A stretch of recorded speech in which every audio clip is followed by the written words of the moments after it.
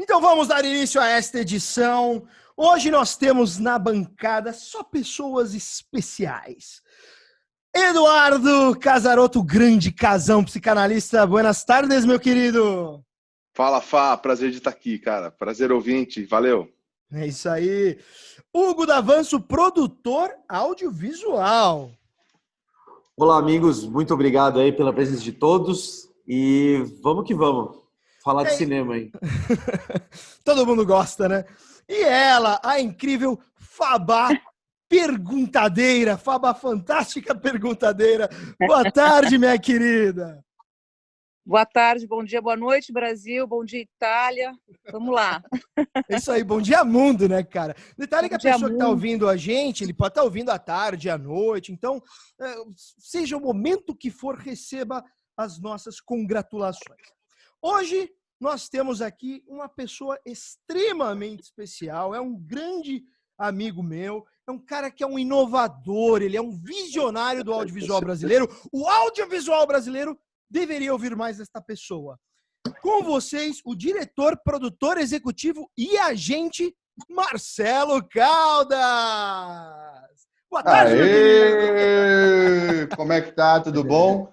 Bom, eu vou embarcar na Fabá, então boa tarde, planeta Terra, Via Láctea, porque nossas transmissões estão aí fluindo para todo o universo. Boa tarde, boa noite, bom dia. É um prazer inenarrável estar aqui na companhia de pessoas tão queridas, né? De um psicanalista fantástico, de um produtor, de produtores também do outro lado fantástico, e da queridíssima Fabá, a mulher das 1001 noites. Ela que de tudo, escreve um pouco e está relaxando quase nada. Quem está vendo aqui no vídeo vai estar vendo a boa vida dessa pessoa. Quem está aí no vídeo, aí, podendo observar essa locação fantástica aí que já participou de algumas. Gente, eu estou adorando, eu quero fazer essa live todo dia. Vocês estão levantando minha moral aqui, tá ótimo. Muito bem, vamos começar. Lá. Primeiro, Caldas, antes de começar aqui, a gente entrar na pauta, eu queria que você falasse um pouco como que está o seu hoje em dia. O que você está fazendo? Eu estou sabendo que você tem coisa nova na Amazon. Eu recebi essas informações. Então, fala um pouco como que está o seu hoje em dia, o seu atualmente.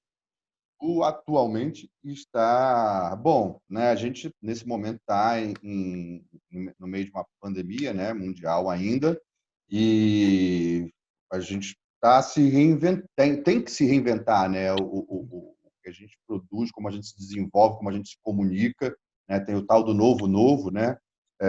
Não dá para parar. Eu acho que nada parou. O teatro vem sofrendo muito com isso aí. Eu acho que é o que mais vai sofrer provavelmente. Mas também pode virar também uma outra interação mundial, assim como que a gente tem feito.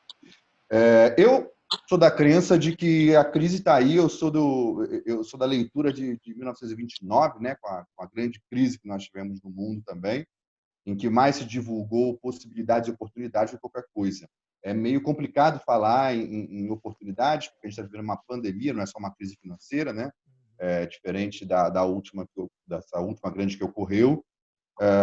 Mas é isso, a gente realmente tem que olhar para tudo isso e tentar se fortalecer, tentar entender o que está acontecendo, né? Quais são os mecanismos que o mundo está trazendo para a gente se reconectar, se reinformar. E, bom, fazendo essa prévia aí de momento atual, a gente conseguiu emplacar, na verdade, a produtora da qual eu faço parte já é a segunda série na Amazon, que a gente emplaca em 3 meses. Oh. Muito disso, acredito eu, que vem também por conta da pandemia, né? Vou fazer aqui toda a explanação, não vamos ficar só nas flores de venda. Acho que essas séries conseguiram entrar porque tem uma necessidade de conteúdo, de produção de conteúdo. Então, 2 conteúdos estavam prontos.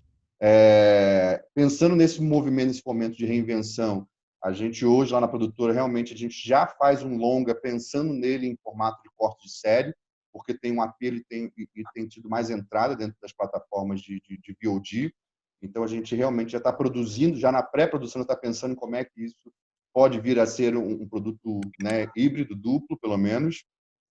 E a gente conseguiu emplacar Em Cena o Jogo, que é um filme que foi feito... Como que chama? Como que chama?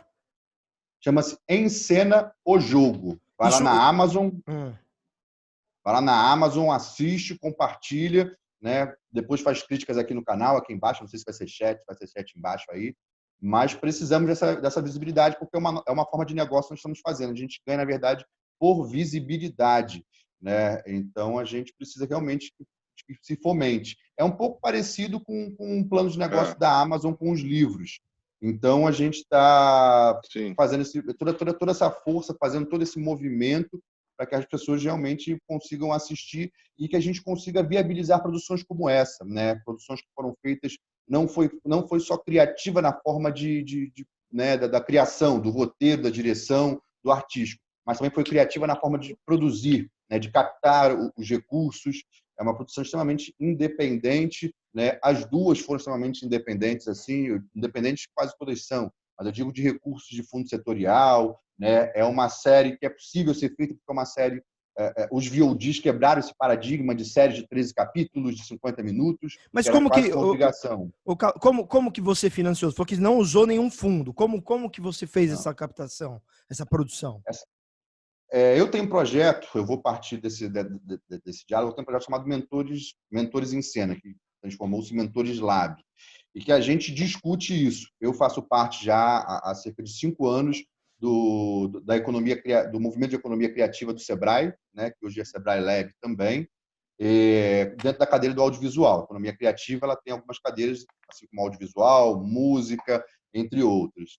E aí o que eu tenho feito nesses últimos anos eu produzo um festival chamado Fica.você, que fala sobre economia colaborativa e as novas tecnologias dentro do setor audiovisual, e o Mentores em Cena, que é o Mentores Lab, que é como é que a gente desenvolve obras, produções audiovisuais, sem necessariamente ter um fundo setorial ou grandes orçamentos públicos. Não que a gente não utilize a relação com a entidade pública, né? A gente está partindo do princípio de parcerias público-privadas.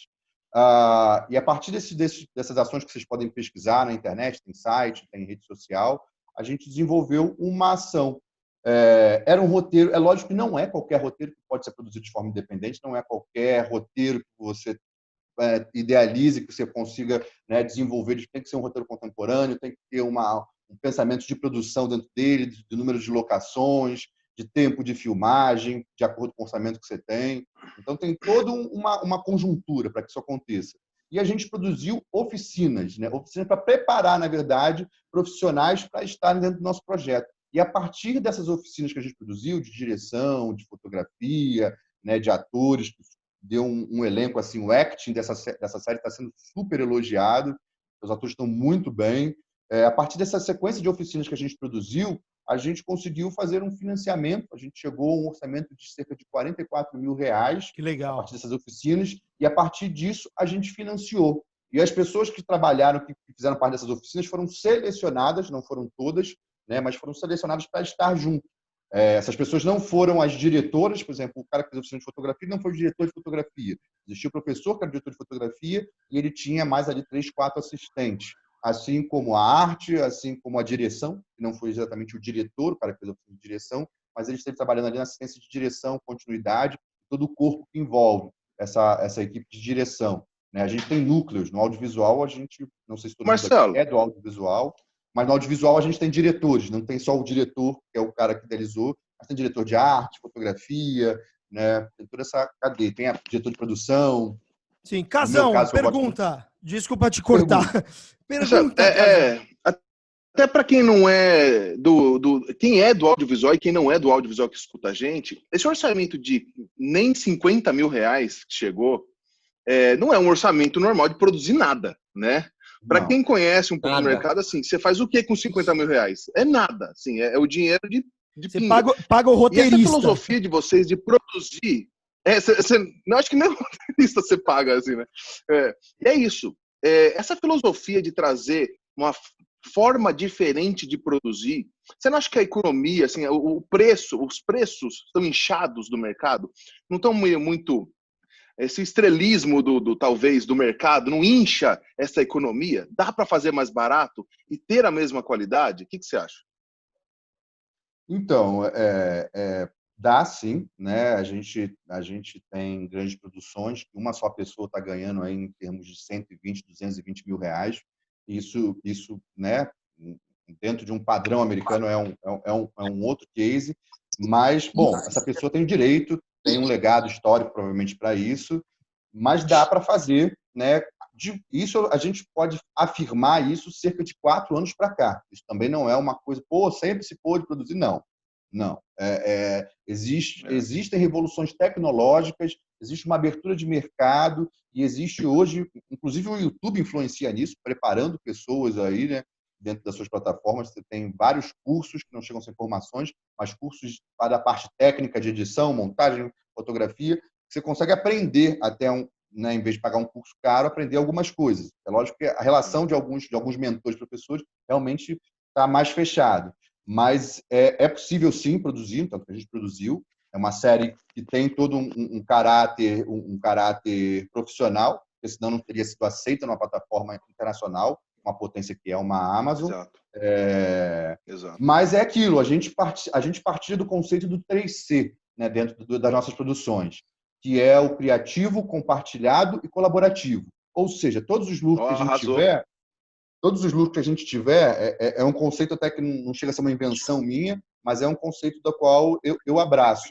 Então, todos os lucros que a gente tiver também na plataforma, na venda do produto, vai ser partilhado de acordo, lógico, com o volume do trabalho, com a importância, né, com a equipe de atores, com a equipe de direção, com a equipe de produção, com todos. Então, eu já tenho isso. Eu tenho estudado blockchain. O blockchain vai facilitar muito isso, porque, na verdade, eu consigo deixar isso de uma maneira, né, vamos falar de compliance, uma maneira bem clara. A partir do momento que eu recebo qualquer verba dentro da minha estrutura de blockchain, eu já, automaticamente, quando eu recebo, esse valor já é dividido, já é passado. Eu não passo nem pela produtora esse valor, né? Esse valor já vai chegar diretamente, já dividido em termos de porcentagens, que é como a gente trabalha, para os outros profissionais que a gente tem, né?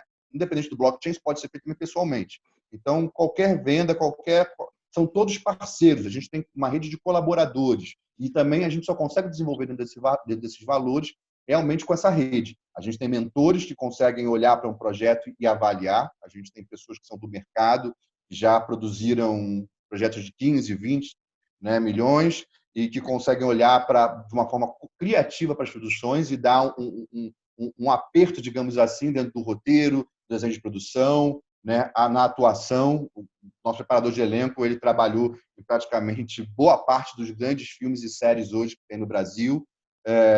Então Quem que é o preparador de elenco? Quem que é o preparador? Você lembra o nome? O preparador de elenco vai ser uma gafe enorme. Eu sei que é muito difícil. Você viu que eu perguntei, lembra o nome? Porque quando é muita gente, cara, você tá na coordenação, é difícil pegar o nome de todo mundo. Então não é gafe, não. Vou apanhar aí, mas o projeto também tem isso, né? Um projeto demorou aí, a gente tem 2 anos entre o filmado lá no começo do ano passado e está na plataforma, então tem um tempo, né? Eu atuei na produção e nessa coprodução e distribuição agora do projeto, mais forte, mais veementemente. Não estive, inclusive, na produção literal, né? Na produção né? Na gravação e tudo mais, não estive nesse momento. Como eu já trabalho dentro como eu já trabalho dessa forma, então eu entrei no projeto para poder realmente dar força e levantar. Um projeto que participou enquanto longa-metragem de 2 festivais, né, até agora, um festival nacional, um festival internacional. Foi um case de um festival internacional dos mais importantes de audiovisual, o FIX 60, que foi o Festival Internacional de Cartagena das Índias, que é um dos festivais mais importantes, está na sua edição de número 60, de produção audiovisual, né? Ele começou como cinema, mas hoje já é um festival de audiovisual como um todo. Então, a gente entrou como um case de referência, a gente não entrou simplesmente como um filme, né, dentro da mostra, a gente entrou como um case de referência de como se produzir de maneira criativa, dentro de novos padrões e, mesmo assim, estando dentro das estruturas técnicas do mercado. O Fabrício sabe também que é produtor, a gente tem, para entrar na plataforma dessa, você tem que ter alguns padrões técnicos, né? Não chega a ser qualquer câmera, não chega a ser qualquer produção. Então, a gente também tem que estar dentro de alguns padrões técnicos. Às vezes, você tem que tomar até cuidado com, por exemplo, um documentário, com até o microfone não tá na tela. Tem detalhes que, cara, se o produtor não tá atento, você pode perder o produto todo, né? Sim. Por causa disso. Fabá perguntadeira! Vamos à sua... Eu ia perguntar se era pioneiro mesmo esse projeto, então eles já foram o primeiro case aí, né? E há outros planos para se trabalhar assim? Sim, sim, sim. Na verdade, a Os gente não quer projetos. parar. A ideia agora é dar continuidade a esses projetos, né? Bom, eu volto àquele começo de diálogo. A gente entende que não é qualquer roteiro, a gente entende que não é qualquer tamanho de produção que dá para ser feito dessa forma. É uma forma da gente estar entrando no mercado e mostrar que não existe só os filmes de alto orçamento. A gente consegue realmente produzir hoje, com qualidade, com câmeras profissionais, com equipamento profissional, produções que conseguem chegar no mercado. A internet está mostrando isso para a gente, né? É isso que eu ia falar, Marcelo. Tem uns comerciais do Itaú que foram até filmados, acho que por celular, com umas senhoras de idade, né? Então, acho que eu soube a produtora, não sei o nome da produtora, mas eles têm toda uma equipe ensinando as pessoas, bem que era um comercial, mas eu também achei interessante isso. Eles não deixaram de produzir e parece que eles estão bombando, porque eles instruem as pessoas, né, a se autofilmarem e tal, uma coisa muito... Vocês viram esses comerciais do Eu Itaú, vi Banco alguns. Itaú? Eu As vi alguns também. senhoras e Não só tal? do Itaú, como outros. O Magazine Luiza também fez. Tem uma galera já entrando nessa onda e não perdendo.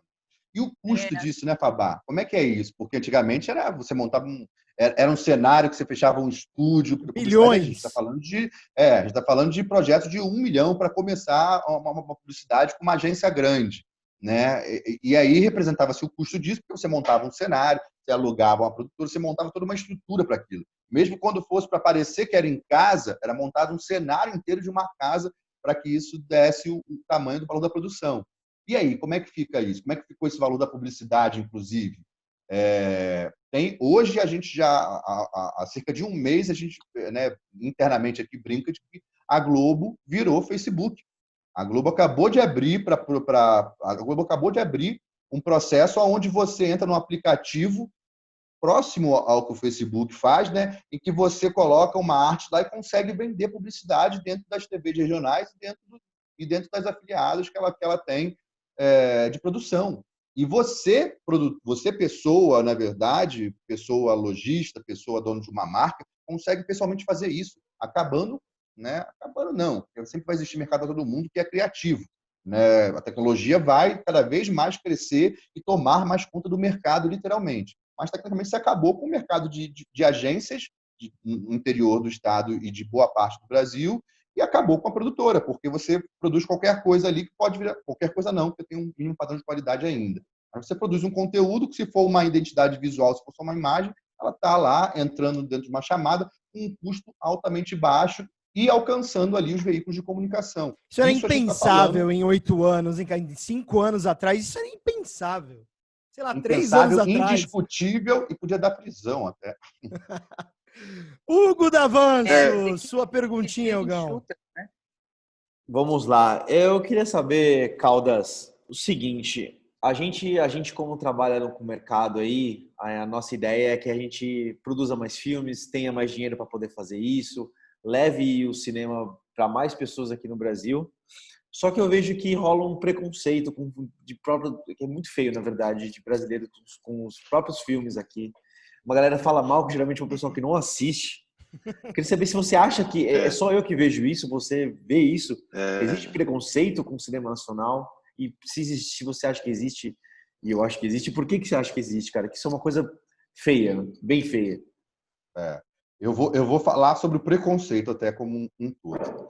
Eu acredito que preconceito ele vem muito de um estado vem de uma relação com que você não se acostuma, com que você não está vendo, com que você não tem costume, né? A gente tinha a relação muito grande de preconceito, ainda tem, né, no caso, mas com o gay. A partir do momento que a televisão começou a mostrar muito séries, filmes, isso acabou se quebrando. A gente não assiste muita produção nacional. Como a gente não assiste muita produção nacional, então a gente tem um preconceito porque não conhece. Acho que o preconceito também, depois o Casão pode me corrigir, aí vem também do não conhecimento de algo, né? De não estar acostumado com algo. A gente não está acostumado a ver produções nacionais, a gente não tem um fomento. E aí eu vou fazer uma meia-culpa, que depois eu posso apanhar de alguns produtores grandes aí, que eu já trabalhei, inclusive, vem um pouco nossa também, porque a gente para virar mercado, para o audiovisual é um negócio no mundo todo, né? E para virar mercado você tem que vender. E a gente, dentro do nosso mercado de audiovisual há muitos anos, a gente ganha dinheiro para fazer. Então a gente não está muito preocupado Esse é o vender. ponto. Esse é o ponto. Esse é o ponto. Esse é o ponto. Esse é o ponto. E eu tô com essa pergunta preparada para você aqui. Tá. A gente tem produções que foram financiadas de 2, 3 milhões que nem chegaram a ser lançadas. Ou que ficaram uma semana. Porque, na verdade, não é só culpa das produtoras isso é toda uma política interna também de proteção que não tem ao audiovisual. Porque os grandes blockbusters querem vender. O audiovisual é um puta negócio, gente. Você faz um produto, imagina você criar uma caneca, entendeu? Você cria uma caneca uma vez só e vira essa mesma caneca o resto da vida, para todo o mundo. É um mega negócio a produção audiovisual. Só um né? adendo. Então, assim, os produtores grandes, quando vêm para o Brasil, eles ajudam a montar salas. Algumas salas são bancadas, inclusive, pelo Fundo Setorial do Audiovisual, pelo menos a estrutura delas. Aí vem uma major que coloca lá uma tela bacana, um som bacana. Então, aquela sala fica praticamente da major. O filme brasileiro não consegue ficar nem sabe, 2, 3 semanas em cartaz se não for um filme, né, com uma relevância de ator e de comédia, aquela coisa assim, mas é por falta. A gente não vai ter tempo aqui, mas eu gostaria muito de falar, meu sonho é que a gente virasse uma Índia, assim, em termos de política de audiovisual, que é uma das coisas mais fantásticas do Bollywood, mundo. né? Bollywood, né? Que tem lugar para todo belo mundo. Modelo.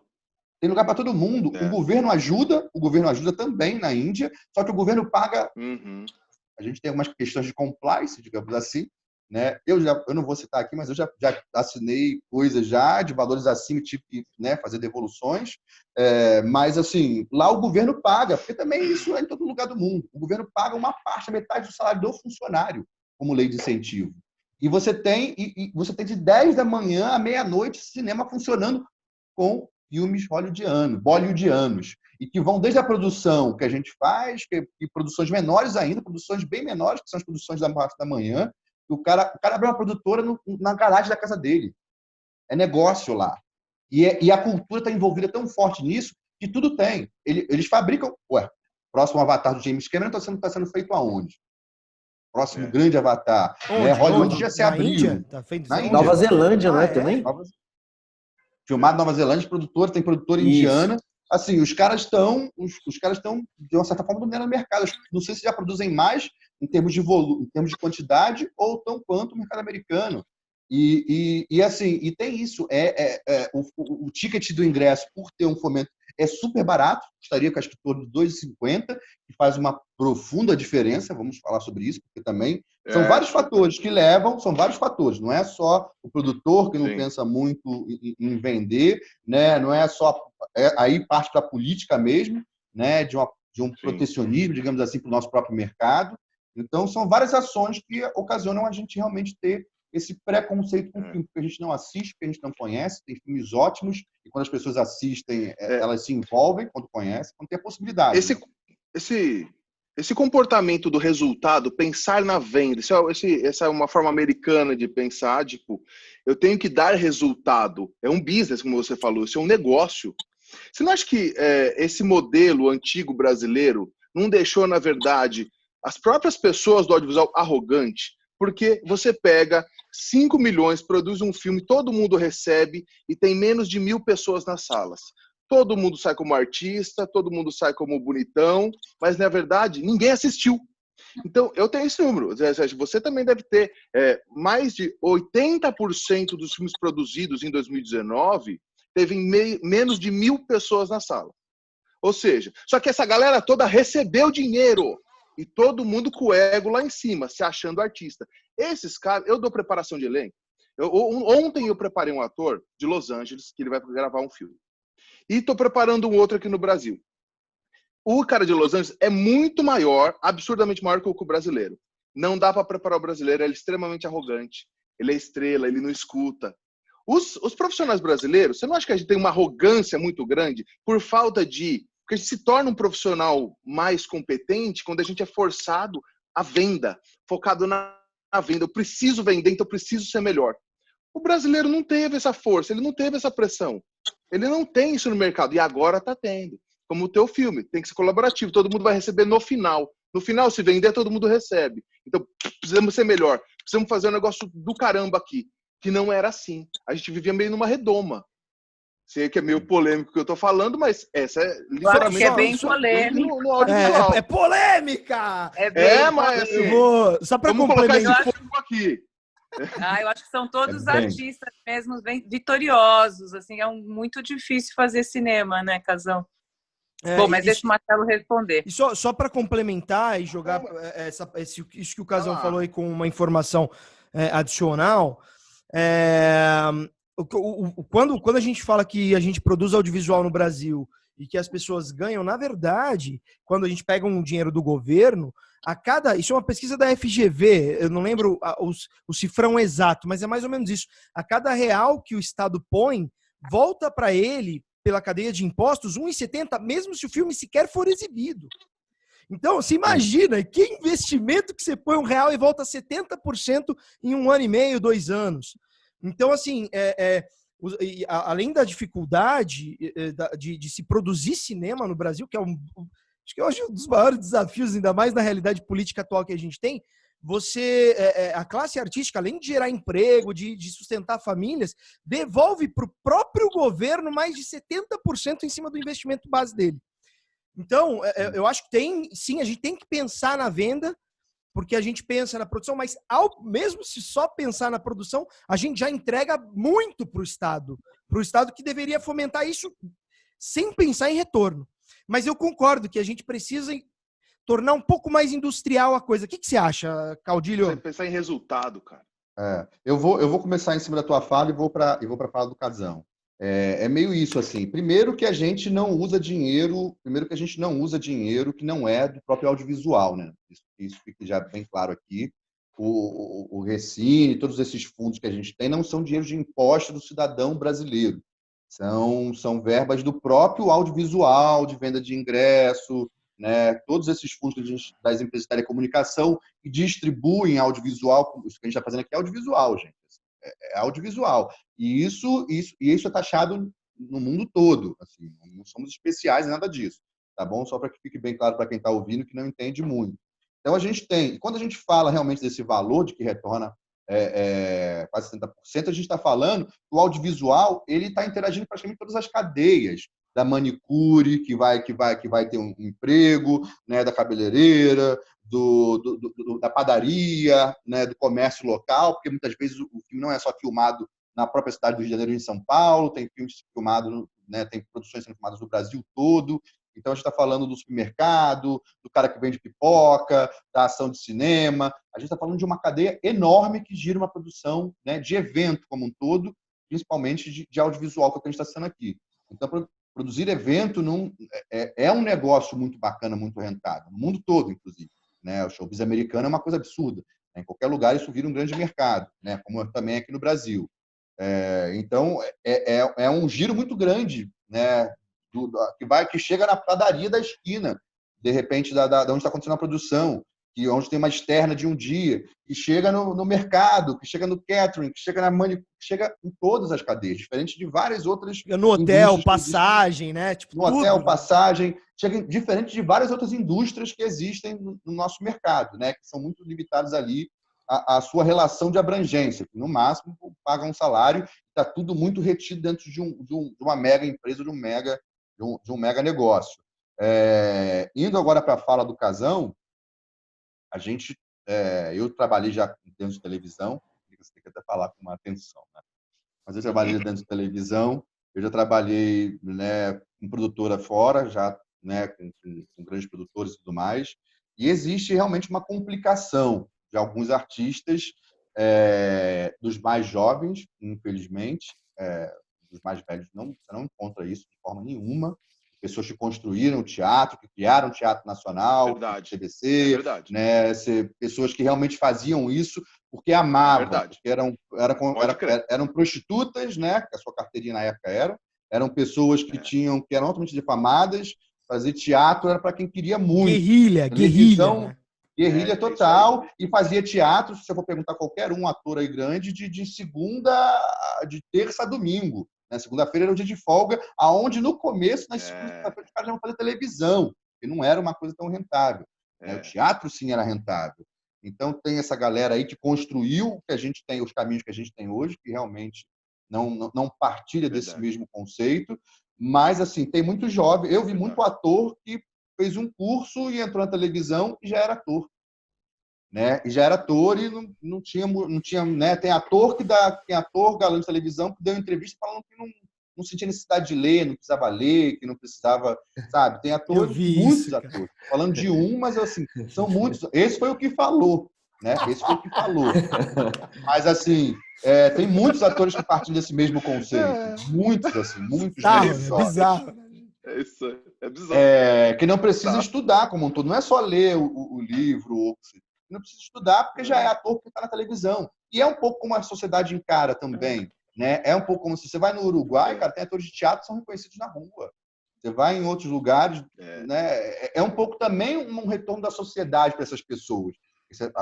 No final das contas, a culpa é deles, ok, mas a gente também, enquanto cidadão, enquanto sociedade, pode recriminar isso, um tanto que foi, um tanto que voltou, alguns. O camarada que falou isso depois, né, saiu, ficou um tempo na geladeira, voltou dizendo que não é bem assim. Então, quando a gente se mobiliza, as coisas mudam também. Né? Uma coisa reflexo da outra. Então, tem sim esse lugar um pouco arrogante de alguns atores. Você pega qualquer ator americano, às vezes vem, a gente, né, que trabalha, às vezes vem curso do método do fulano de tal americano, né? Que o método do Tom Cruise, o método de não sei quem, o método.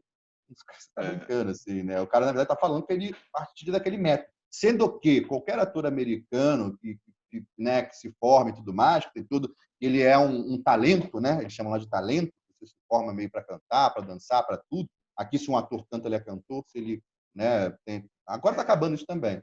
Mas, assim, o ator, ele partilha de todos os métodos.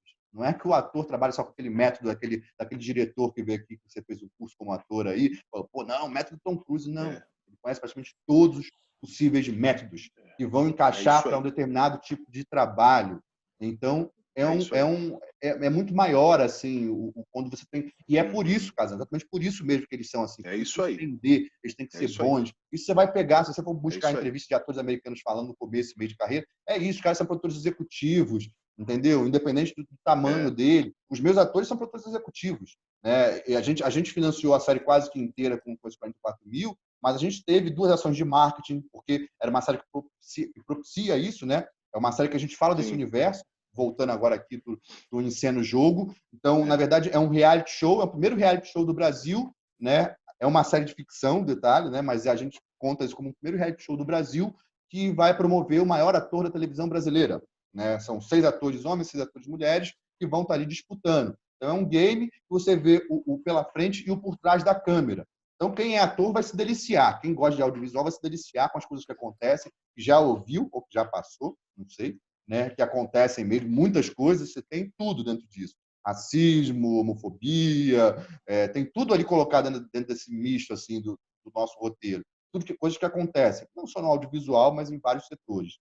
Mas existe, sim, um pouco desse lugar, como você citou aí, Casão, que a gente não tem, que a gente acha que estar numa grande mídia já nos coloca nesse lugar. E é um pouco por falta dessa questão de mercado. Né? E aí, resultado, né? Focar na venda, né? Vamos focar na venda. Né? Não tem esse papo só do ator ser bom. O ator pode ser bom, mas se ele não vende, não é contratado. Se ele não é contratado, não adianta. E receber carta. Hoje a gente tem o fenômeno dos digitais influencers. Até fazendo um outro paralelo lá atrás, com a coisa de custo de produção que a gente falou ainda há pouco, que eu tenho que citar essas pessoas que são fantásticas mesmo, mas é tão louco hoje o quanto a gente tem essa relação com o audiovisual como um todo.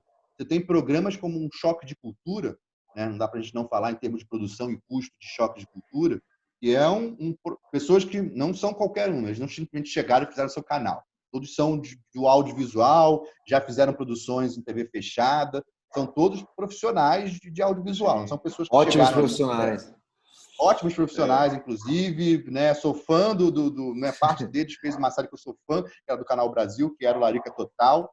Tá? Nossa, adorava sensacional, sensacional. Assim, produtores hoje escrevem para vários, né? Já escrevi, mas hoje escrevem muito mais para vários conteúdos e tem um produto de um custo extremamente irrelevante, assim, em termos de produção, que é o Choque de Cultura, para quem já conhece, quem não conhece, vai lá e assiste. E hoje está na Globo.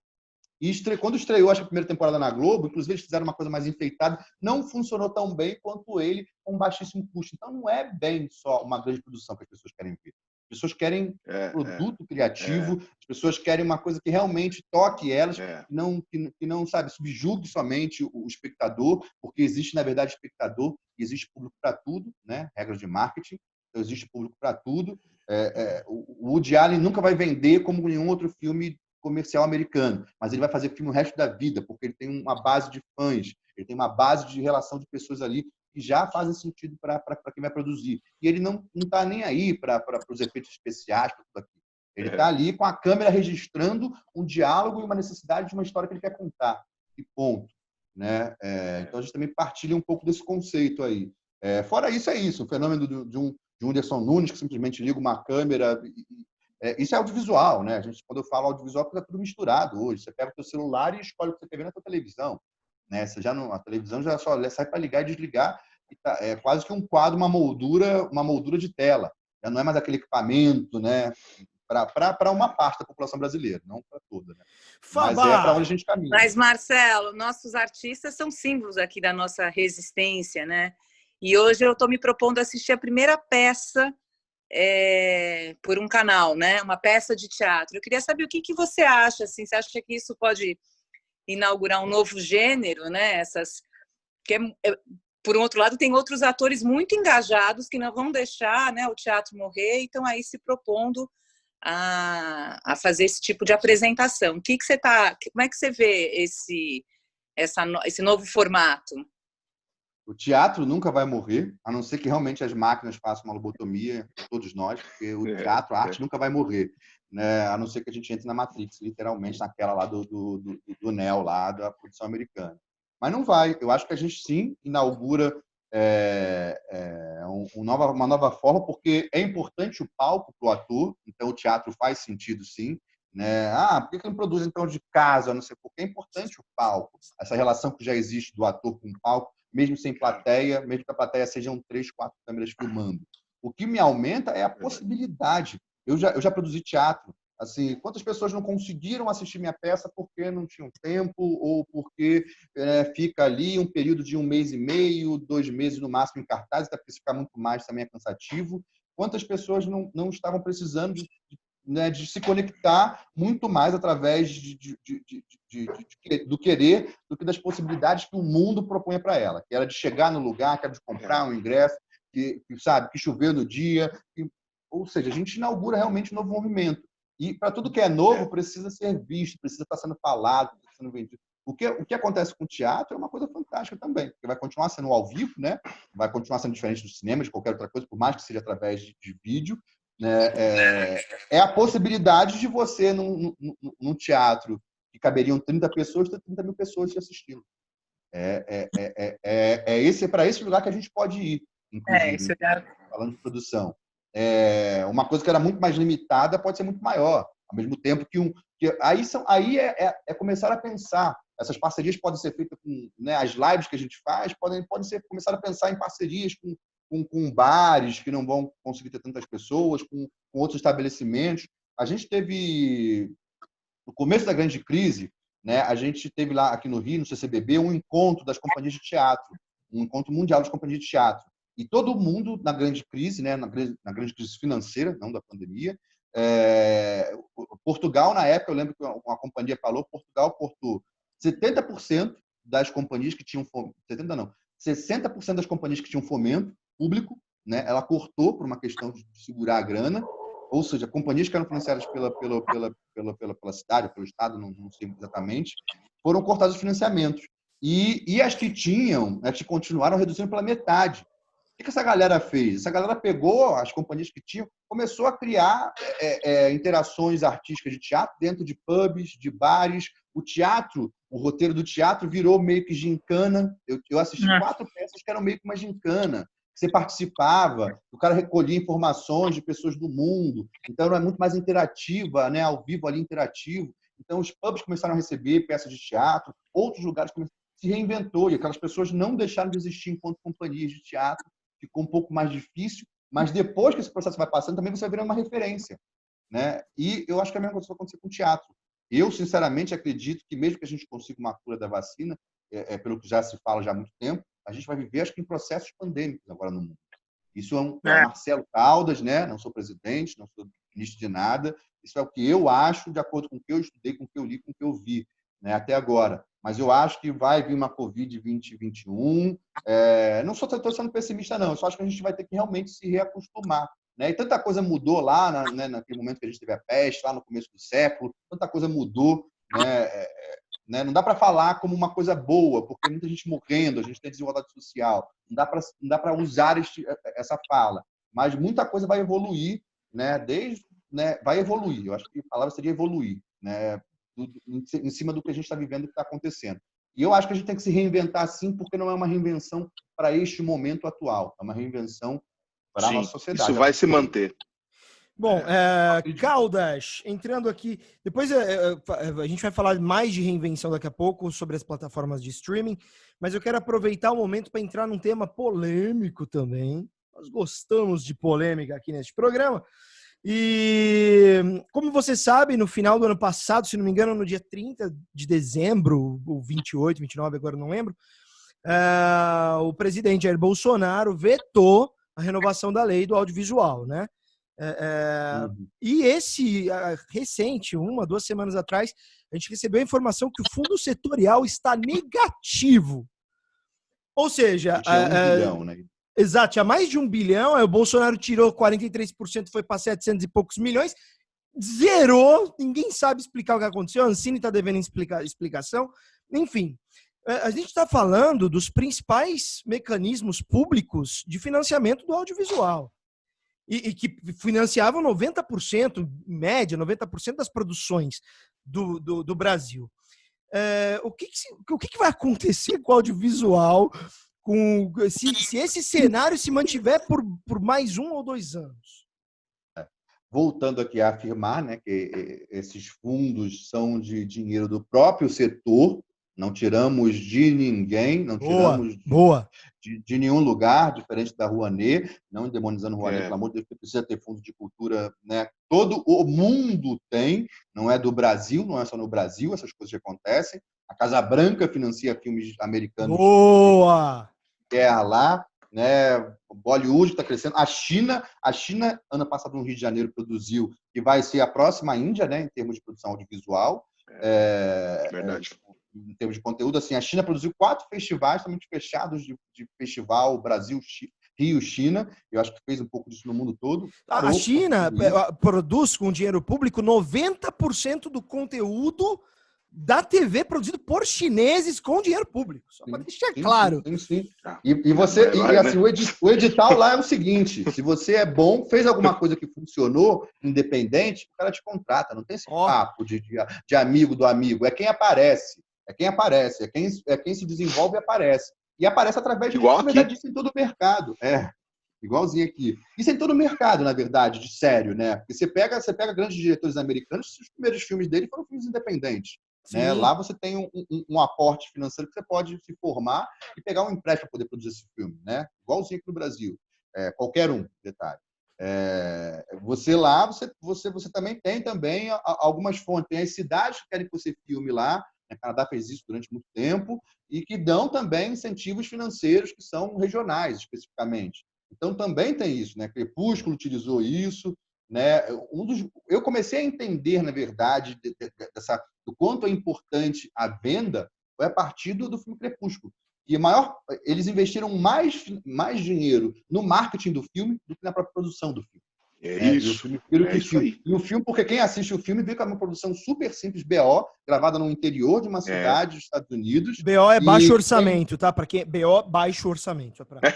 BO é baixo orçamento, assim, para os padrões deles lá, quem é de produção consegue observar isso. E o filme, acho que tem umas 3 cenas de efeito no máximo. Do 2, que aí sim, quando você ganha. E é isso. Você tem que aparecer criativamente. Você tem Sam Raimi, um grande diretor, que inventou o Steadicam, que botou uma câmera em cima de uma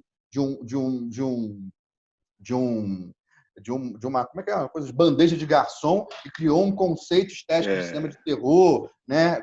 Fez um filme com sei lá, com menos de 50 mil dólares, sei lá, com menos de 5 mil dólares na época. Hoje é um dos maiores diretores dos Estados Unidos, né?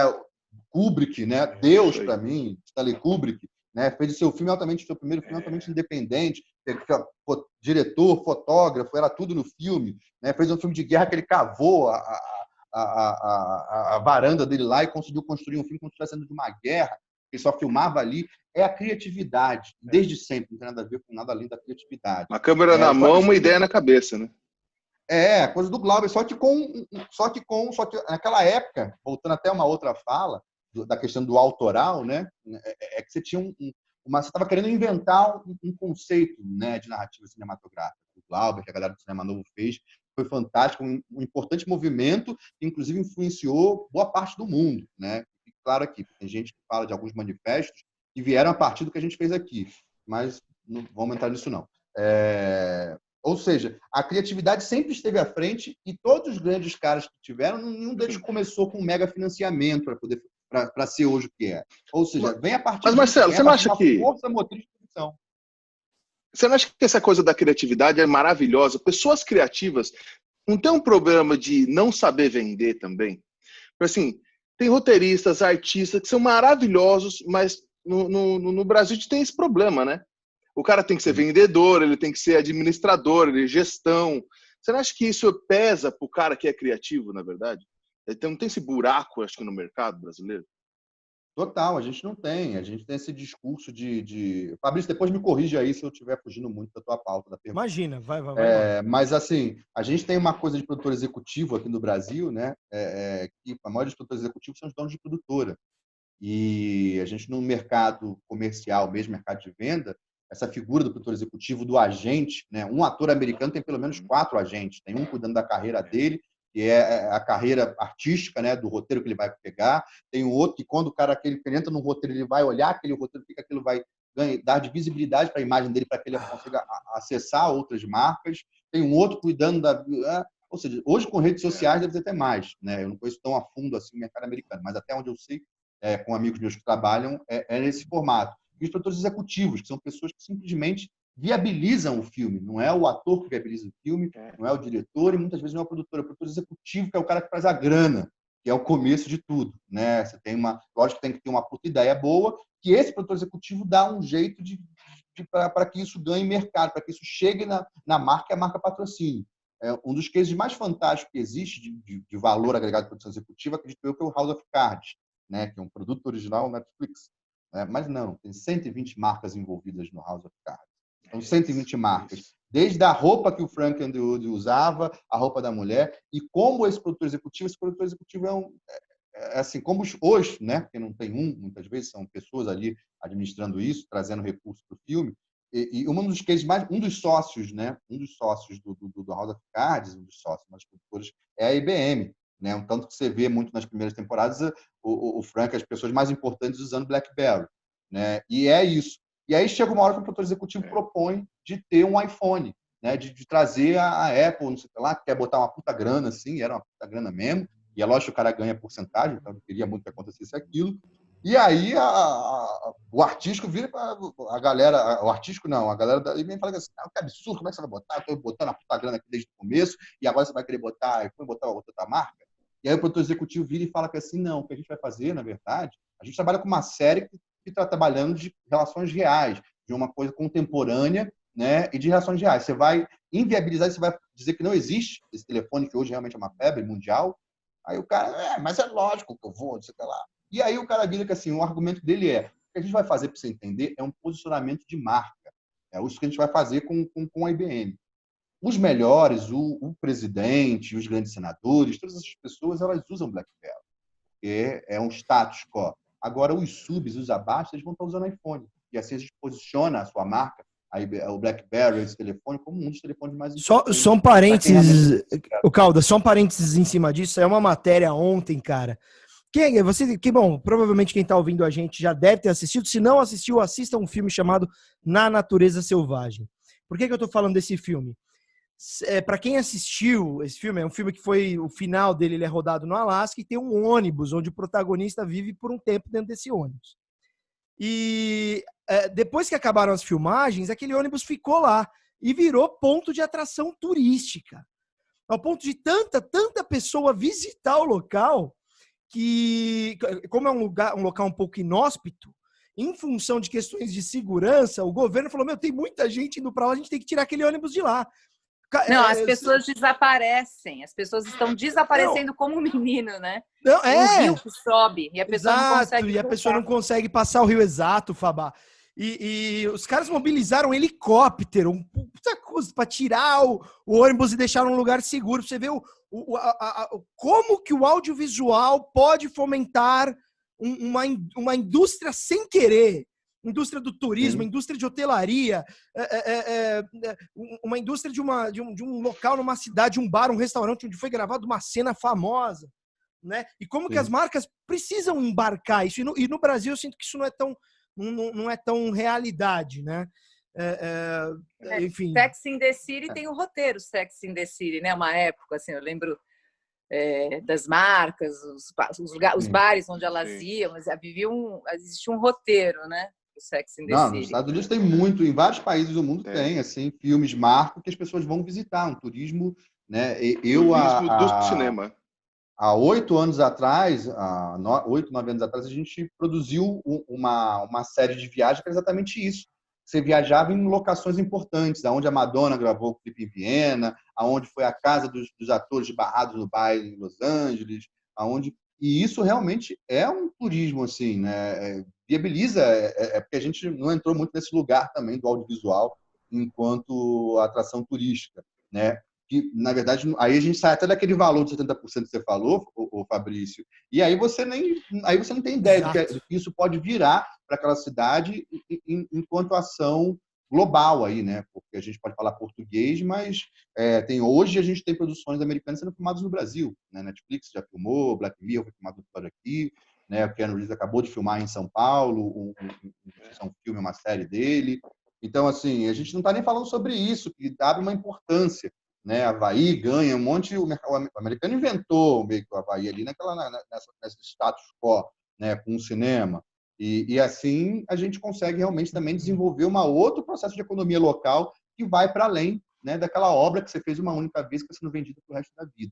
E é isso, a gente não tem também... É um conjunto de fatores, não é só a questão também de não ter um produtor executivo para que isso não aconteça. Existe a coisa da visibilidade, existe aquela coisa que a gente falou lá no começo, sabe, se os filmes ficassem mais tempo no cinema, se a gente tivesse mais plataformas, né, se a gente tivesse mais entrada... Por exemplo, tem uma coisa que a gente não discute mais, mas que eu discutia muito há 10 anos atrás, o Brasil é um dos únicos países no mundo, né, não sei de todos exatamente, mas assim, os países importantes em ascensão, blá, blá, blá, blá, blá, aonde uma emissora tem direito a produzir 100% da sua programação.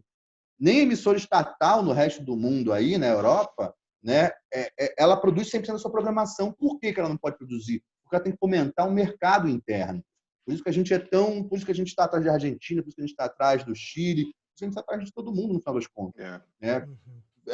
Eu digo, né, vamos levar em consideração o Oscar, que é uma referência para a gente, países que já ganharam o Oscar na América Latina e a gente não. Né? Não estou nem falando do México, que está ali do lado. Mas a Argentina já levou, já é uma referência. Né? A Argentina, né, se duvidar, para alguns americanos, a Argentina é a capital do Brasil, para alguns americanos, né, que só estudam a história deles. Mas é a potência que dá realmente isso, né? Você ganha autoridade. E o Chile leva lá com um produtor, é muito interessante isso, né? Um produtor executivo brasileiro, né, leva um Oscar com um filme chileno, né? Que é o caso do Rodrigo Teixeira lá, com um filme que ele produziu, 2 produtores executivos, volto a afirmar que não é só um. Então, assim, não é só o fato da gente não ter gente. Outro dia eu fui ver ementa de um curso de produção executiva numa faculdade, escola muito importante, e basicamente o cara ensinava a captar via lei de incentivo. Falei, que porra é essa? O nome disso aqui é captador no Brasil, né? Não é um produtor, não é um curso de produção executiva. Propriamente dito como seria no mercado real, no mercado de audiovisual potente. Então tem essa questão da gente dar mais visibilidade, a gente já tem a internet que já viabiliza isso, né? Você tem vários cases, você tinha antigamente, a Ambev fez alguns cases super bacanas há um tempo atrás, não sei se continuou, mas era daquela série da Boa, que era uma sériezinha que colocava valores de missão, em vez de ficar colocando no rótulo, não beba, não sei o que lá, eles conseguiram fazer uma série de ficção, tinha um financiamento, uma agência grande, sempre com agências grandes. Isso não é um problema, né? Porque realmente ela tem o porquê de estar ali. O que a gente, enquanto produtor, tem que se fazer é se colocar e entrar dentro desses mercados, né? Assim como eu estou fazendo com a Amazon, assim como os produtores fazem. Não é tipo, é um absurdo, porque quando vão fazer, é lógico. Eu vou fazer com quem já é bom, né? Você vai se consultar com um médico que é mais barato para tratar de alguma coisa que você precisa vender, ou vai se consultar com um médico que é o melhor, se você pode pagar por ele, né? Então é meio que nesse caminho, assim. A gente é que tem que se fazer, como eu já falei de várias outras personas, de diretores. Então, a gente pode ficar citando aqui vários cases de diretores. O Glauber Rocha, né? Que a gente está aqui com a câmera na mão, fez filmes institucionais, fez filme para o Sarney, né? Fez vários filmes. O Fernando Meirelles, Cidade de Deus, para chegar a dirigir o seu longa, produziu muita publicidade, né? É um outro fator que também é importante para a nossa formação, né? Dos nossos cineastas, para que a gente, inclusive, entenda esse mercado. Assim. A maioria dos nossos grandes cineastas fizeram muita publicidade antes. E a publicidade hoje também é uma outra coisa que a gente fala muito no Mentores, é uma coisa muito aberta. É produção audiovisual, gente.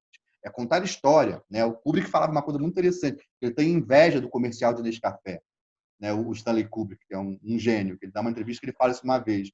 E aí o cara, como assim inveja? Ele falou, porque para ele era impossível contar uma história de amor em 30 segundos, em 15 segundos. E um comercial de café conseguia fazer isso, ele se emocionava. Sensacional, né? Ele falou, eu seria capaz de aplaudir quando me emociona, porque eu seria incapaz, enquanto produtor de conteúdo, enquanto um gênio, de contar uma história em 30 segundos. E a publicidade consegue fazer isso. Né? Isso é Stanley Kubrick falando, não sou eu inventando. Sim. Isso tem reportagem disso. Então, tem esse lugar do produtor audiovisual que a galera já... E aí também culpa um pouco da nossa formação, a galera já entra querendo fazer o melhor filme, não tem mérito nenhum, já com a melhor câmera, já sem ter esse know-how de trabalho, que é o que a gente precisa muito. Assim. Eu, para chegar a fazer esses projetos mais... Se você for visitar canal, coisas que eu faço, são 15 anos para poder chegar. 15 anos fazendo coisa altamente independente, para poder conseguir entender um primor de técnica, qualidade e como é que você consegue construir coisas. Cavi Borges também, que é um grande parceiro percussor aí, é um produtor independente tremendo aí, que já ganhou vários prêmios, está no mundo todo. É um cara que faz filmes de longa-metragem de 100, 150 mil reais. Né? Não ganha notoriedade porque também não é interessante vender muito isso, porque senão o que acontece com o mercado? Então, quem tem que botar o pé na porta é a gente mesmo, não é o mercado que tem que olhar e achar a gente pobre coitado. Não. A gente tem que botar o pé na porta e falar. Por isso que tem que existir realmente mercado de agente, mercado de produtores executivos. Está abrindo tudo isso, está muito mais. E aquilo também. Isso não é uma coisa nova, 4 anos para cá. Que a realidade digital é tão potente no Brasil para que a gente consiga realmente produzir coisas de referência, de qualidade, com baixo custo. Né? E que, lógico, eu volto a afirmar, eu nunca faria uma série de 3 episódios com 40 e quase 50 mil reais. Né? Eu faço porque é uma série de 30 minutos, 4 episódios, onde eu crio um case duplo. Então, faz todo sentido, no final das contas, enquanto plano de negócio. Né? E depois eu vou vender o longa, e depois eu vou vender a série. Então, é isso, entender que é um produto também. Eu sou amplamente artista, assim, né? Quem me conhece sabe que eu não perco esse olhar. Não quer dizer que eu sou um cara, vamos vender. Não, eu acho que a gente tem que ter tudo isso. E sim, muitos criativos não conseguem acessar. Um roteirista, né, a gente tem amigos aí em comum, né, pessoas, assim, que como produtor não vai à frente, mas é um gênio da criação, do desenvolvimento. Exatamente. Então precisa ter gente ali assessorando esse camarada, né? Assim como diretores que não conseguem gerir a vida deles, né? Que conseguem ter a criação da direção, mas não conseguem saber como é que vai desenhar isso numa produção. Né? O Padilha, uma vez, deu uma entrevista na PUC, ele falou qual é a diferença de fazer o Tropa de Elite de 8, 10 milhões, não sei quanto custou lá o primeiro e o segundo, e fazer um Robocop de 50 milhões de dólares.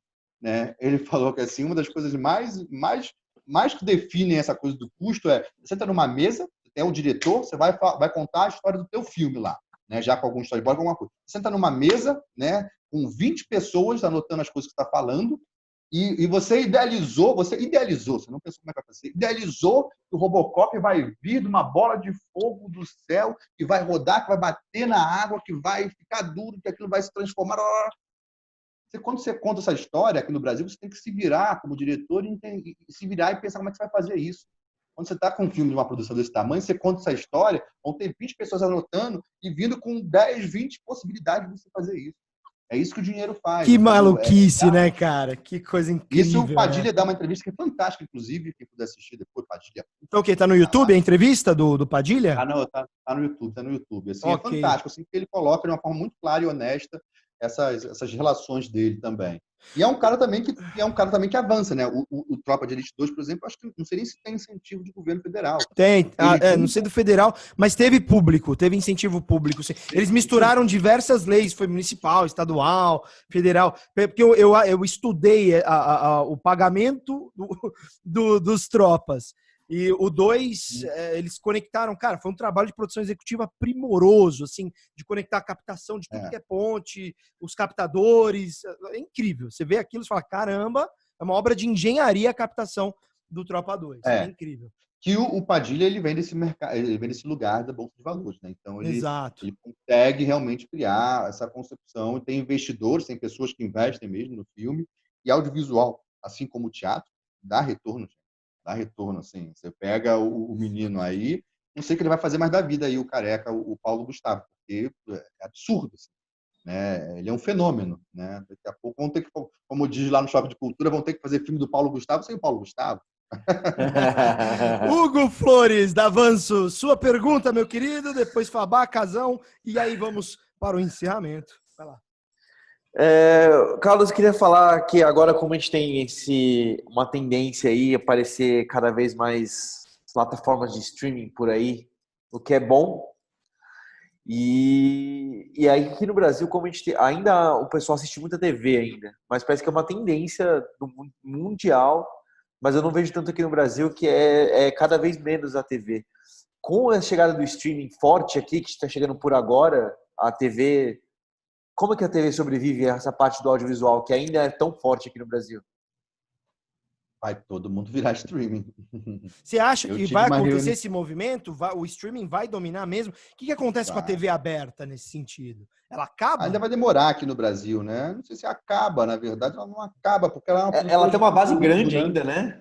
Ela é uma produtora de conteúdo, tem relação com o público, é transformação, na verdade, não vejo acabar. Só vai acabar ter que se reinventar, essa ideologia safada de você ter que assistir a novela da tarde às 6 horas da tarde, né? A Globo já faz isso já com o Globoplay. Eu estava conversando com uma amiga nossa em comum, de um grupo de canais fechado, e eles já estão fazendo um streaming que, na verdade, eles estão criando não só um streaming da plataforma do canal, dos canais deles, são 4 canais, mas eu não posso citar, mas eu vou falar porque foi uma conversa que a gente teve. Ela, além disso, ela vai ser também uma retransmissora, ela vai ser tipo a NET, tipo como é o nome daquelas de cabo, de satélite? Sky. Tipo essa Sky, ela vai vender tudo junto. Ela vai vender os canais dela, ela vai vender os produtos dela e vai vender um pacote junto com... Porque tem um público que você chega, né? Que é o que todo mundo quer querer. Que aí você vai pagar um valor para poder ter os canais, ter o conteúdo do Netflix ou ter o conteúdo. Mas e aí, a gente vai explodir? Eu acredito que vai tudo virar uma sequência de gêneros, né? Você vai ter a Disney produzindo conteúdo mais família, você vai ter Netflix produzindo conteúdo mais marginal, acredito eu, né? A gente sabe que Netflix não fecham as contas dela, ela é um produto, vai ser comprado em breve por alguém, por alguém grande, porque no final das contas não fecham as contas do que a Netflix investe, só que ela é um produto de bolsa assim, de altíssima relevância, ela tem um custo hoje dentro de uma bolsa assim, né?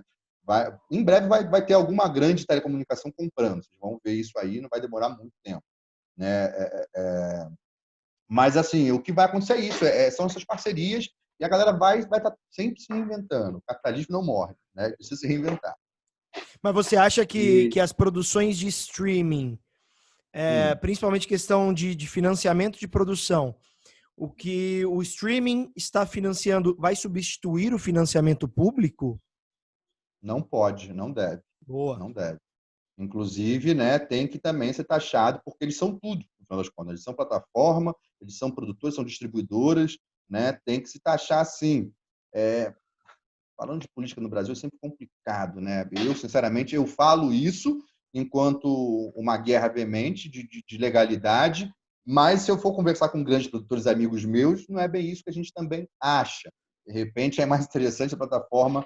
Porém, o certo, o ok é isso. Tem que sim ser taxado, tem que sim ter, porque como, senão não faz sentido para as outras, né? Para a TV, para todos os outros. É uma concorrência, no final das contas, desleal, né? Isso está se conversando no mundo todo, não é nem só no Brasil, né? Mas vai migrar, a TV não morre, porque a TV vira um parceiro disso, entendeu? Daqui a pouco, sei lá, a Amazon compra o SBT. Na verdade, dizem que a Amazon já tem boa parte das ações da Globo, inclusive. Né? Como é que vai se criar essas ramificações? O Mercado Livre está em negociação com... Eu estava num evento corporativo interno com o Mercado Livre, e o Roberto Marinho Neto estava no evento, e ele declarou que ele estava em acordo com o Mercado Livre para eles fazerem alguma coisa, inventarem alguma coisa, meio Amazon ali, e ele deixou claro o seguinte: nós já estamos com a tecnologia para a TV aberta, de você vai assistir conforme o que você vai assistindo. Sim. O Casão travou, foi só para mim? Você pesquisa na internet. Eu voltei? Voltou. Deu uma travadinha e então, voltou. E com essa parceria com o Mercado Livre, de pesquisar o que você pesquisa na internet, e só vai aparecer anúncios na sua TV, na Globo, com o que você pesquisa, com essa pesquisa sobre o que você anda na internet. O Roberto Marinho disse: já temos essa tecnologia. Vai ser lançada daqui a pouco. Não, eles tinham para TV mesmo, tinham, né? Porque essa interatividade, antes de ser uma relação real, também não faz muito sentido. A Globo tinha isso lá com a Ginga, né, com a TV digital. Você podia estar na Big Brother vendo um roupão e poder comprar, mas a gente não tinha essa relação de interatividade como a gente tem hoje. Então isso faz mais sentido hoje até. E aí, na época que faz mais sentido, essa tecnologia, na verdade, fica até obsoleta, porque é muito mais simples a coisa, né? Porque você está vendo a internet na televisão.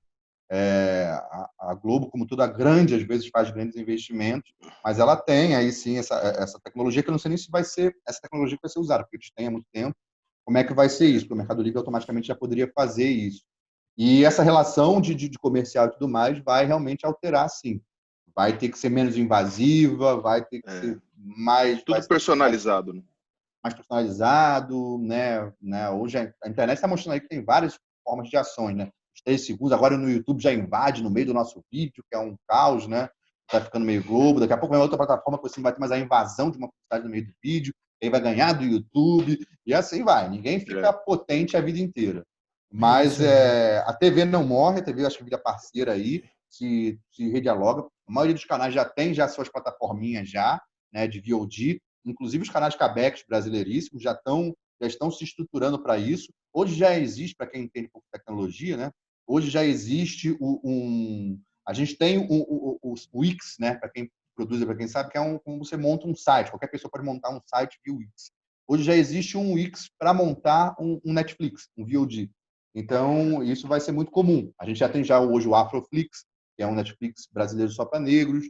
Você tem hoje um voltado para o mercado de GLBT, LGBTQIA+. Então, assim, que muito nome. Que a tecnologia vai fazer com a gente, quando eu digo até que, de repente, então a Amazon vai superar a Globoplay, né? Mas a Amazon vai engolir o Netflix, e vai, quando chegar a Disney, vai... Eu acho que não. Eu estou falando que essa realidade, eu sou profeta. Mas eu acho que não. Eu acho que, na verdade, vai ser... É o que a internet propõe, segmentar, criar grupos, né? Então, se você faz muito sentido para um grupo de espectadores, é aquela história do Woody Allen. Ele nunca vai deixar de fazer filme, mesmo que os filmes dele não vendam como qualquer outro filme. Não é um filme de alto retorno comercial, mas ele faz muito sentido e ele se paga e ele dá retorno. Então, não vai morrer nunca. Como a Globo investiu 300 milhões num estúdio novo agora, não vai, porque vai morrer, né? Eles não são bobos. Não, esse papo Globo vai morrer, papo não, até porque são tantas empresas, cada novela, por exemplo, é um CNPJ, né? Várias novelas da Globo podem fazer. Tem uma inteligência muito grande por trás, sempre teve, e não é o que é sem uma inteligência por trás, né? Você vai ver uma empresa ou outra do grupo, de repente, fechando, falindo, e, em geral de revista, né? Mas a própria Globo mesmo, não. Até porque seria um absurdo, seria muito ruim para nós, para emprego. Totalmente. Sim. Né? Não é nem um lugar que a gente deveria pensar, independente do lado político que nós estejamos. Mas é isso, eu acho que as coisas vão. Então, vão ter nichos de público, sabe? Vão ter plataformas que vão ter relevância daqui a algum tempo, plataformas brasileiras, inclusive. As pessoas vão cada vez mais, a gente vê isso já, as pessoas vetam hoje porque a Amazon vai entrar no Flamengo. A Amazon já deu um passo para trás. Aí, de repente, tem todo um crivo de pessoas que então vai tomar no pô, né? Pode fazer o que depois aí. Então, eu vou sair da Amazon, né? Tá muito complicado hoje, todo mundo tem muita opinião hoje. E como tem muita opinião, as pessoas hoje têm muito poder de escolha, né? Literal, na mão, né? No telefone aí. E aí é isso, as pessoas vão. Então, se for um grupo de 2.000 pessoas que consigam financiar produções, que queiram assistir alguma coisa, vai ter. Parece que já tem hoje já também Netflix, né? VOD, só para conteúdo espiritual, né? Para um determinado segmento. E já tem uma base de fãs que consegue possibilitar que aquela plataforma exista e consiga produzir tantos conteúdos, tantos filmes por ano, né? Só pelo número de fãs que ele já tem ali. Sim. Ou seja, na verdade, e né? isso está aberto para eu, Marcelo Caldas, você que está aí do outro lado.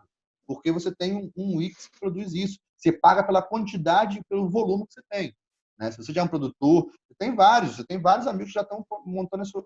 Ou seja, você vai ter uma explosão de possibilidades de conteúdos, né? Sem comercial, que são conteúdos feitos com relevância para um certo determinado de público, né? Tem os grandes comerciais. Os grandes sucessos da Netflix, né, espanhóis, foram fracassos na Espanha. Que loucura, né, cara? Que loucura você pensar ele isso. Vira né? uma temporada vira duas, porque na verdade eles tiveram que reduzir, porque na Espanha começou bem, caiu a tal ponto que eles reduziram 8 episódios, da série para poder acabar logo. E aí a Casa de Papel na Netflix, uma temporada são 2, né? Por conta disso. Vis-a-vis, né? Outra, Vis-a-vis não, eu acho que Elite foi também uma outra série também que não teve muito sucesso, que é tipo um estrondo, assim, hoje. O ponto, na verdade, é a criatividade e o acesso ao público. Porque, na verdade, a gente aqui, a Netflix, na Casa de Papel, ganha uma autoridade mundial. Mas aqui no Brasil, eu vi entrevista dos atores, eles falam que assim, o que a gente viu no Brasil, a gente nunca imaginou de acontecer, nem na Espanha. Né? Quando eles viram no Carnaval, eles falam, não, mas não deu certo a série. E, de repente, eles veem a Casa de Papel virando trio elétrico, virando personagens, pessoas de um país totalmente diferente, loucura, abraçando aquilo, porque tinha um momento político, tem tudo isso envolvido também numa produção. Né? Quando eu, pelo menos, vou mentorar ou vou desenvolver, tem tudo isso. Tem produção que, de repente, não é para agora. Tem produção de... Eu, por exemplo, estou com uma série que eu vou distribuir, um filme que eu estou transformando em série que eu vou distribuir agora, que foi feito há 2 anos atrás, e faz total sentido agora. E, na época, tinham alguns produtos acontecendo, e tinham alguns produtos bons. O nosso era melhor, mas tinha uma qualidade um pouco inferior, e era muito focado no Rio. E outros tinham uma mesma conexão, só que eram meio no Brasil. Então, por que eu vou lançar naquele momento? Eu guardamos aquele produto, está lá pronto, não tem nenhuma necessidade específica, não estou devendo a ninguém, né?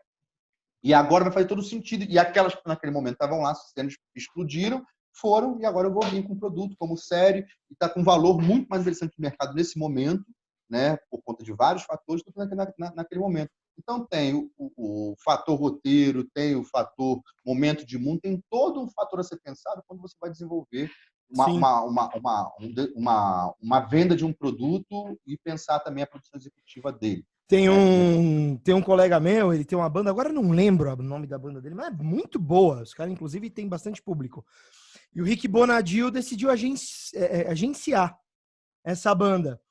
Mas a banda tinha uma pegada um pouco de comédia e tal, e em função do momento do país, o Rick falou, ó, vocês vão ter que começar a fazer crítica social. A banda não quis. E aí o Rick cortou o vínculo com a banda. Mas você vê como é importante o produtor, o que está mentorando a ideia, compreender o momento para linkar com o que se está construindo em roteiro. Mais alguma pergunta? Fabá, Casão, Hugão? Respondi, Hugão? Não sei se eu respondi bem. Sim. Eu acho que a gente está falando tanto de nichos novos, queria que você falasse um pouco do seu trabalho como agente, né? Você está agenciando roteirista? Boa! Boa. Fabi já quer contratar! Isso aí. É um puta lança. Isso aí. Então, Fabá, a gente vai estar lançando agora em julho, né? Eu trabalho, como todo mundo sabe, em parceria com várias produtoras, né? E eu vou estar lançando em julho a Agência Mentoring, que é, na verdade, esse escopo de trabalho que eu venho fazendo há muito tempo. E quando a gente tem um projeto, né, todo mundo depois de estiver errado, quando a gente tem um projeto, uma ideia fantástica e acha que não tem potencial de produzir aquilo, e muitas vezes não tem mesmo, como o próprio Casal já falou, eu sou um roteirista e quero investir nisso aqui. Aí eu vou na produtora grande, a produtora me dá lá qualquer 5, 10, 15 mil reais, né, que na hora, de repente, faz sentido para mim, e isso é em qualquer lugar do mundo, isso não é porque brasileiro é filha da puta, não, é em qualquer lugar do mundo, inclusive. E aí ela vira dona daquele teu produto, daquela tua ideia fantástica, genial, para fazer toda a diferença. né? E você, na verdade, vira só uma pessoa que escreveu aquilo que vai estar lá dentro na hora que subir as letrinhas lá dos créditos, vai estar lá assinando alguma coisa, ou de repente o argumento, ou como um dos roteiristas. O que eu quero propor não é mais. O 3C realmente faz parte da minha vida. Eu quero ser tudo meu, ser criativo, compartilhado e colaborativo. Então, a gente cria essa agência que vai ser lançada, né, meados de julho, um lançamento online, super mundial. E a gente traz não só roteiristas, mas diretores.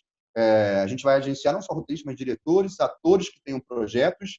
Né? A gente tem um grande parceiro aí que eu já tinha essa consciência de que o ator pode ser um grande vendedor e um grande parceiro executivo, mesmo antes de virar um Wagner Moura, né, um grande ator. O nosso amigo Newton Canito aí, que é um roteirista genial. Os 2 últimos grandes trabalhos deles de extrema relevância nacional e até internacional vieram a partir de atores, né? Vieram a partir de demanda de atores, né? Que chegou num camarada desse que é um roteirista foda, né? E que levou uma ideia totalmente convencional, né? Vou fazer aí um dos nossos mentorados, inclusive, então vou fazer um paralelo. Então, levou uma ideia de quê? Eram mães de atores que tinham feito Chiquititas há 2 anos atrás, que levaram uma ideia, o meu filho canta, o outro dança muito bem, não sei o que lá. Então, a gente quer fazer uma série teenager que os nossos filhos cantem e dancem. Tipo, Disney, todo mundo faz isso o tempo todo. Essa era a ideia e eles tinham um mínimo investimento para poder fazer um piloto. Um bom criativo pega essa ideia e fala que assim, ok, vamos fazer isso como? De uma forma, de uma narrativa diferente. E aí o Newton cria o Z4, que foi uma explosão em São Paulo, foi uma série que teve, né, lógico que teve uma produtora grande que pegou, né, fez esse mesmo processo, deu um dinheirinho na mão, comprou e falou, agora eu sou a dona, e ganhou milhões e milhões em cima, porque vendeu depois para o SBT, mérito da produtora, Disney. logicamente, SBT, né, Disney, uma parceria com a Disney Latina, né, passou na Disney da América Latina, diz que foi sucesso da Disney Latina, inclusive, de toda a América Latina, de países que falam espanhol e tudo mais, e está no Netflix hoje também, de tamanho sucesso da coisa. Né? São Paulo tiveram números super relevantes, atores, foi um case construído também a partir de uma interação criativa, que é um outro conceito. A gente pode, sim, para poder vender o produto, para que o produto seja interessante. Por exemplo, a Disney não entrou no negócio, né, que era uma tentativa muito grande, tiveram atores de nome, tiveram tudo. A Disney só entrou no negócio quando levou um digital influencer famoso, que fazia muito sentido para aquele momento da série. Então, ou seja, até na hora de escalar o elenco, não é que só tem que ter é importante ter esse pensamento de desenho de produção e de produção executiva. Então, essa mentoria, esse lugar, essa é uma série, a outra é a unidade básica. A pessoa chegou e falou, quero fazer uma série sobre médico de família. Até então, série médica existem milhões no mundo. Aí a genialidade de um criativo para desenvolver isso. E fora, aí tem depois um produtor que vem. Não é à toa que os grandes filmes americanos são filmes de produtores. Né, que o corte final é feito pelo produtor, porque ele vai entender o mercado e não só o envolvimento emocional com a obra, que é o que muitas vezes também dificulta. Né? E depois, alguns anos depois, você faz o corte do diretor, vende de novo, o produtor é maravilhoso, faz um burburinho, vende de novo aquilo ali como se fosse uma coisa nova. Então, faz muito sentido ter uma pessoa pensando no mercado, porque o envolvimento artístico é muito passional, é muito emocional e não tem, às vezes, não condiz, às vezes, com o mercado. Então, ter um agente para um ator que quer desenvolver o seu trabalho, para um diretor que está ali, que também, tem aqui um projeto com roteirista foda, fantástico, mas eu quero continuar nele. Aí é um acordo que a gente vai fazer, uma relação que a gente está lançando isso aí meados de julho, entre os dias 15 e 20 ali, essa agência que vai ser uma agência única do Brasil para cuidar especificamente de produções audiovisuais, né, tendo uma relação ali com literatura e com música também. Aí tem 2 outros parceiros de produtoras que são muito potentes que vão estar junto. E a gente vai trazer um leque de mentores que são pessoas premiadíssimas e referência em termos de conteúdo, forma autoral de produção e também em termos de mercado.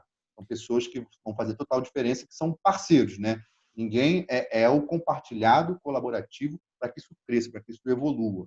Então, quem quiser, né, vai estar, quando estiver aberto, vai poder mandar o seu projeto, vai ter uma submissão, e a gente vai estar trazendo, abraçando pessoas. Vou ter o Clube do Produtor, que vai ser no Rio de Janeiro. A gente vai fazer encontros semanais, né, num espaço que a gente vai estar realmente dialogando e falando sobre isso. Como essa roda que a gente está tendo aqui, a gente vai ter semanalmente e sempre convidando alguém. Né?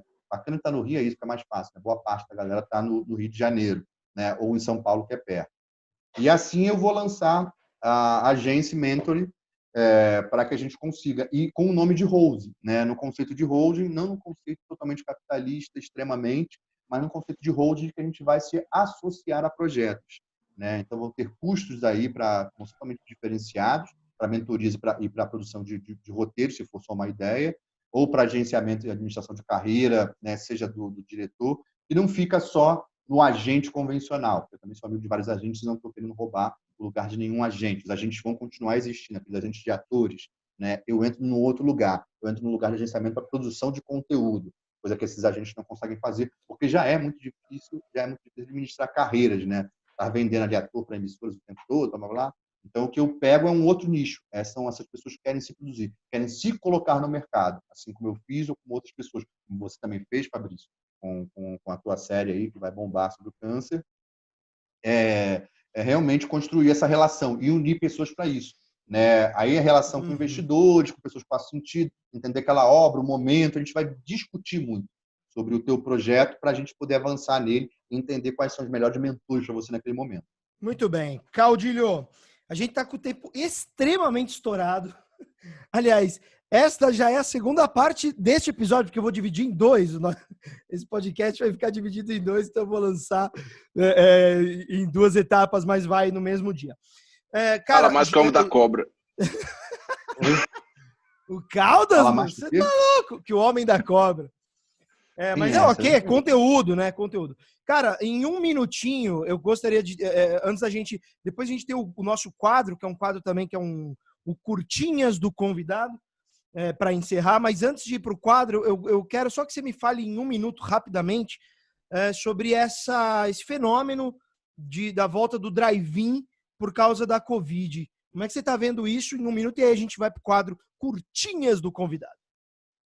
Eu acho ótimo. Até já fiz um projeto já para 2 shoppings aqui.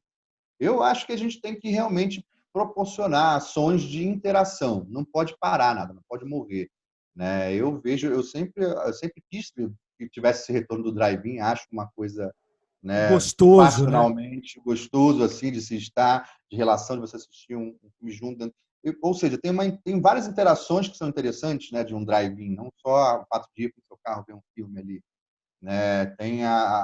Tem toda essa interconexão que você faz, né, de estar dentro de um ambiente fechadinho, particular seu, de 4 pessoas, 3, 4 pessoas, ou de 2, que seja, ou até de uma, né? Mas de ter essa interação, ficar à vontade e estar ali conectado, e que isso vire um evento, na verdade, né, nesse momento. E bom, pelo menos os aqui do Rio que eu estou participando, estão virando grandes eventos. Tá ganhando força, né? Tá ganhando força esse movimento, né? E de repente, muita coisa que está acontecendo agora vai ter continuidade, eu acho. Eu acho que algumas coisas vão fazer sentido aí. É o que eu acho, assim. Eu acho que acho que a gente não tem que entender como se alguns projetos, coisas que a gente está fazendo agora no processo de pandemia, sejam só para esse momento. Eu acho fantástico, adoro e estou louco para poder ir. Vai estrear um no Rio de um amigo meu hoje. E não vou poder estar porque eu vou estar em BH. Eu estou em BH, na verdade. É um rapaz chique demais, né? Bom, começando o nosso quadro Curtas do Convidado, funciona da seguinte maneira. Eu te faço uma pergunta, são respostas objetivas, é tipo o famoso bate-bola, pinga-fogo, mas a gente denominou de Curtas do Convidado. Está preparado, senhor Marcelo Caldas? Vamos lá. Vamos lá. Curtas para mim é foda, mas eu tenho curtas aí pra galera. Vamos estabelecer em uma palavra. Curtas, 2 horas. Vamos lá. Os 3 melhores filmes para Marcelo Caldas. Uou. Vamos lá, vamos abrir com Kubrick, Barry Lyndon, acho uma obra fantástica. São Bernardo, do Leon Richman, brasileiro, acho obra-prima. E eu vou para um europeu, então. Vamos lá. Não, para dar uma dividida aí. Vamos para Fellini. Vamos para Fellini. Não sei se é Macó. Nossa, difícil esse negócio de curta, hein? Mas vamos Fellini. 8, né? Beleza. 8,5. Agora, os 3 piores filmes que você já viu na sua vida. Porra. Caraca, é difícil achar um filme ruim, porque eu sempre tento organizar ali a ideia para que faça sentido. Nossa, mas Jaime Monjardim, que me desculpe, mas o filme dele é bem fraco lá, né? Que tá no Netflix agora. Quem puder assista para dar uma moral, mas Como chama? Como chama? Você não baseado lembra? no livro do Augusto Cury. Tá, eu Vai, sei qual Casão. que é, mas não... Você lembra, Casão? Nossa. Tudo bem. É com o cara da raquete, não é com o cara da raquete lá? É. Dan Eu não vou Stuba. citar o nome do filme, não. Eu Vou dar adoro, umas ideias com só, o eu não Dan quero Stuba, falar. que o ator é bom, É. mas tá ruim. Mas tá Ok. ruim. Nossa, assim, né? Bom, mas não é para citar, é só para falar o nome do filme. Isso. Esse, porque está bem recente na minha mente. Caraca, difícil filme ruim, assim. Eu deleto filme ruim, ô Fabrício. Deixa um só, cara. Tá bom, um só, sem problema, um só. Esse foi muito recente. Melhor atriz, na sua opinião? Melhor atriz. Uma atriz Universal, que você né? mais gosta, exatamente. Quem foi que me impactou muito? Vamos mandar a Dona Fernandona, porque realmente Incrível, ela né? estaria num outro lugar. Se ela fosse americana, ela estaria num outro lugar. Fernanda Montenegro e Chico Anísio, se fossem americanos, né? Acho que eu vou até responder já a segunda sua, provavelmente. Exato. Mas se fossem americanos, seriam figuras assim icônicas, certamente. Agora, ou melhor, a atriz e o ator que você acredita que tem melhor oportunidade para ser melhor. Para não falar os piores atores, na sua opinião. Qual ator e atriz que você acha que podem ser melhores? Não pode ser o Fabrício. Não pode ser o Fabrício. Boa. Vamos lá, atores que poderiam ser melhores. Nossa, tá meio choque de cultura aí. Vamos lá. Carburador de prata vai para... Vou dar uma zoada num conhecido, então. Vamos lá. Cláudio Rains. Tá. E... ator e atriz, né? Isso. Mário Frias. Mário Frias, que já tá bom. Eu não sei se ele entrou numa fria ou se a gente entrou numa fria, né? Acho que os dois, velho. Como é que vai funcionar? Mas atriz, caraca, deixa eu ver uma aqui. Você pode falar da Regina. Da Regina, coitada. Esse último papel dela foi tão triste. Foi triste. Destruiu a carreira dela, né? Poxa, esse papel... E ele estava fraco como atriz também, muito assim. Foi o pior trabalho. Acho que ela, né, nunca vi uma atriz decrescer no movimento de carreira. Pode ser. Isso pode ser considerado como um papel. Como não? Errou a dosagem da medicação, né? Errou a dosagem. Errou. A gente teve um grande ator americano que fez, né, um filme que ele foi gravando como se fosse de verdade, né? Eu acho que era isso que ela estava se propondo um pouco. O Daniel Filho falou que ela estava apaixonada pelo Bolsonaro. Eu ouvi dizer isso. Ótimo. Vamos voltar ao bate-bola. Tá. Bom, vou assumir aqui como Regina Duarte no último papel de sua carreira mais recente como secretária da Cultura. É isso? Isso. Ok. Regina, desculpa, mas... Cara, uma trilha sonora que te impactou muito, velho. Uou! Agora tipo, como a gente nos anteriores não vinha, agora vem milhões. Mas vamos lá. Eu vou de Kubrick em 2001. Uhum. 2001. Coisa linda. Assim, até porque eu acho que também, por ser né, tem milhões, né? Eu poderia citar aqui dezenas, mas eu acho que é um precursor aí de tudo. Uhum. Vai, camarada, o nosso camarada quer citar aí alguma coisa? Não, eu só queria falar que o filme que você citou do Netflix, do Jaime Monjardim, chama O Vendedor de Sonhos. Isso aí. Vou assistir. Todo mundo assistiu? Não, aqui não, né? Ainda não. Não consegui chegar no final. Eu vou assistir. Verdade, não consegui. Ô, louco. Melhor... Eu tô com pena do Dan ali, meio perdido, né?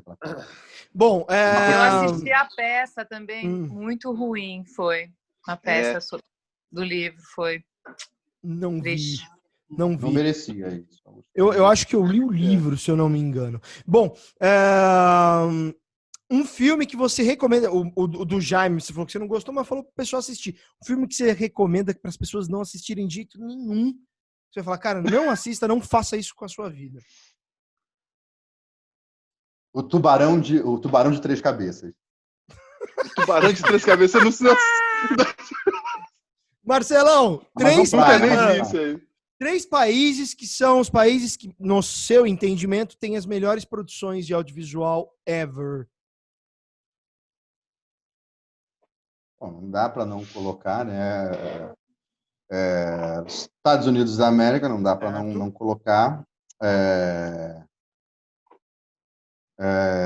Atualmente, como é que é? Conjunto da obra, desde sempre? Como é que é?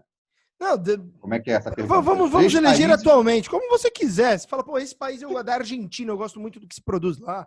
Sei lá. Sim. Eu vou citar Estados Unidos, a Índia, por conta do volume. Então, assim, porque se produz tudo lá. Então, gosto de mercado, não gosto de nada muito segmentado. Eu gosto de mercado, até porque o mercado tem que segmentar. Índia. E vamos para Nova Zelândia, né? Que está se produzindo muita coisa foda lá, Sydney lá, está ganhando muita notoriedade aí, né? O Senhor dos Anéis, e todas as grandes coisas que fizeram lá. Eu acho que eu, por exemplo, conheci mais através do audiovisual mesmo.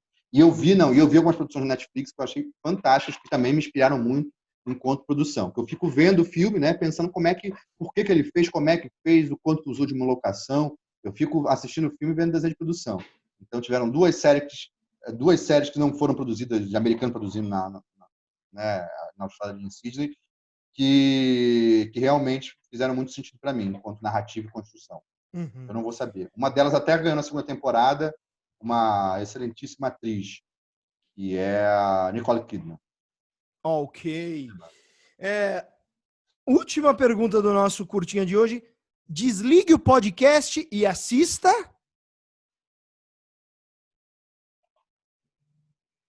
Choque de cultura. Vou dar uma moral para ele. Ok. Muito bem, gente. Este foi Marcelo Caldas com a gente. Uma salva de palmas. Muito obrigado, senhor Marcelo Caldas. Muito obrigado. Foi um prazer, uma honra tê-lo aqui. Sempre cheio de informações, de novidades. O Marcelo sempre agrega, cara. Sempre que eu converso com ele, ele agrega alguma coisa. Hugo, muito obrigado. Fabá, muito obrigado. Casão, muito obrigado. E a gente se vê. Quer dar se despedir em 30 segundos, senhor Caldas? Puta, não. Deixa a galera falar aí. 30 segundos eu não consigo falar. Eu sou igual o Kubrick. Não dá para fazer nada. 30 segundos. Um abraço, pessoal. A gente se vê no próximo Roda de Cinema. Até breve. Um beijo, outro e fomos!